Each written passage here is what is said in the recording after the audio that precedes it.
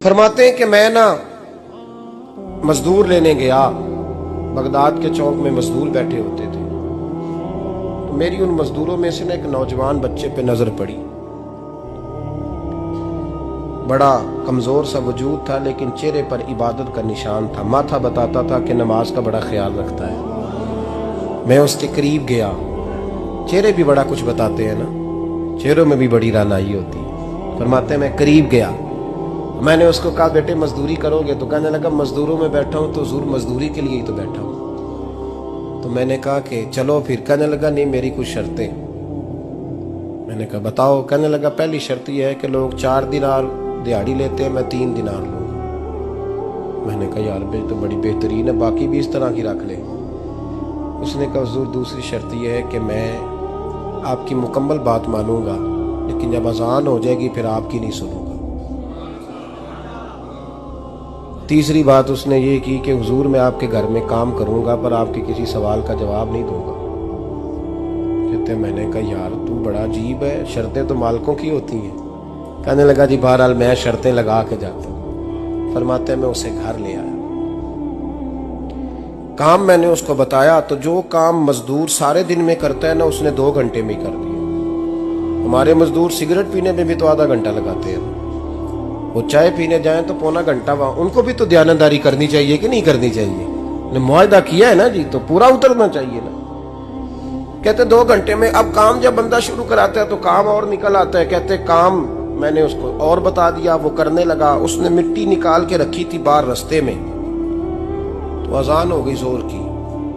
उसने वहीं कुदाल छोड़ी कही और चलने लगा। तो मेरा बेटा कहने लगा इसको जरा बराबर कर दो। कहने लगा चुप कर जा, तेरे बाप से बात हुई थी। जब अजान होती है तो मैं किसी और की नहीं सुनता, सिर्फ अल्लाह रसूल की सुनता हूँ। कहते मस्जिद चला गया, नमाज पढ़ के आया तो दोपहर का वक्त था। मेरी बीबी कहने लगी इसको को खाना खा ले। कहते हमने कहा खाना खा लो। तो कहने लगा मैंने रोजा रखा, रमजान भी नहीं था, नफली रोजा रखा हुआ।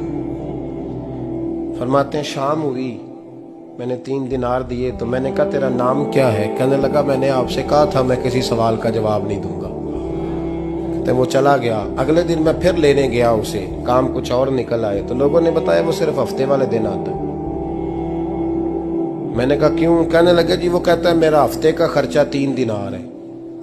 जब 3 दिनार कमा लेता हूं तो बाकी सारा टाइम अल्लाह रसूल की जिक्र में गुजार दिया करता हूं।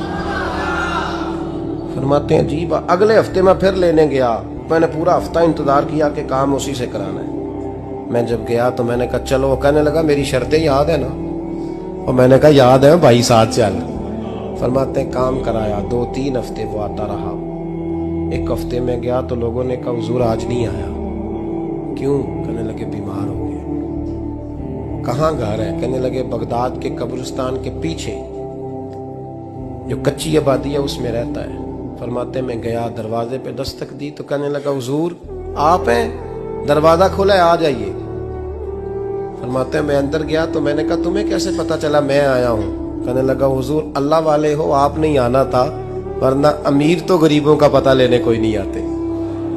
कहते मैं करीब गया तो कहने लगा मैं आपका इंतजार कर रहा था, तेज बुखार है, तप रहा। जेब से कुछ पैसे निकाले। कहने लगा ये पैसे रखने। एक अंगूठी निकाली। कहने लगा हुजूर आज रात को मेरा इंतकाल हो जाएगा, इन पैसों का कफन खरीद के सुबह जनाजा पढ़ के मुझे दफन कर देना, और जब दफन करो तो ये अंगूठी लेके असर के बाद हारून रशीद के पास जाना। आप उसे कहना मैंने मिलना है, पर वो आपको टाइम नहीं देगा।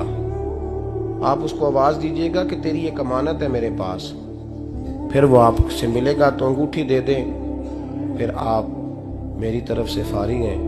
हजरत फरमाने लगे तेरा नाम? और कहने लगा हुजूर वक्त थोड़ा है, आज रात मैंने जाना है, बड़ी लंबी माफी मांगनी है रब करीम से, अगर मुनासिब समझे तो मुझे अपने रब से तन्हाई कर दे। फरमाते हैं मैं आ गया, पर उसकी बातों ने मुझे सारी रात सोने नहीं दिया। फरमाते हैं सुबह बड़ी मुश्किल से सूरज निकला, मैं गया, दरवाजे पे हाथ रखा तो दरवाजा खुला हुआ था। अंदर दाखिल हुआ तो खुशबुएं मेरा इस्तकबाल कर रही थी। जब चेहरे से कपड़ा हटाया तो उसका तो इंतकाल हो चुका। इंतकाल हो चुका है, ऐसे जैसे किसी का दीदार करके सोया। कहते मैं तो 2 आदमी ले गया था जनाजे पे, पर पता नहीं दुनिया किधर किधर से आई, कहां कहां से। अखा जदों मीटियां जमाना मैनू रोवेगा, अपना ते अपना बेगाना मैनू रोवेगा। फरमाते हैं मैं तो 2 बंदे ले गया था, पर पता नहीं मखलूक कहां कहां से आई। जनाजा पड़ा, दफन किया। हारून रशीद के पास में असर के बाद गया, मैंने बुलाना चाहा पर बादशाह था, मेरी तरफ देखा ही नहीं।